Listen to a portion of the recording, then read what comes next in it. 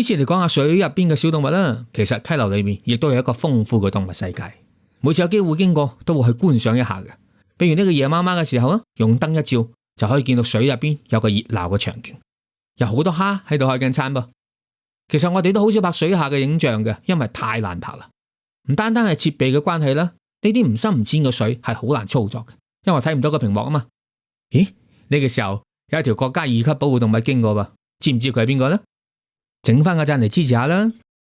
其實今晚想講嘅係呢一隻紅當當或者係黃琴琴嘅溪蟹，可能有好多人都唔知道嘅。喺森林裏邊亦都係有蟹嘅。佢嘅名就叫做香港南海溪蟹，係南海溪蟹屬嘅其中一種。雖然佢個名係香港，喺我哋廣東有好多地方都有分布嘅。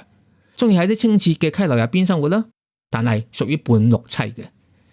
亦就話平時休息嘅時候會匿喺自己挖好嘅泥窿裏邊，到咗夜晚先至出嚟活動，捕捉各種嘅小動物，甚至可能會係同類咯。確實捉唔到嘢食啦，就喺水入邊食嗰啲腐植物嘅。我就試過喺南昆山嘅森林裏邊都拍攝到香港南海溪蟹，但係溪蟹確實好難拍嘅，喺水面拍落去呢會有折射唔清晰啦，將個手機懟入到水入邊就完全唔同啦。但係佢見到我哋喺度呢就唔喐啦，所以好難拍到佢嘅一啲故事啦。好啦，如果你喺山入邊見到呢啲紅當當嘅蟹，好有可能佢就係香港南海溪蟹啦。記得關注我哋，帶你去探索神奇嘅大自然。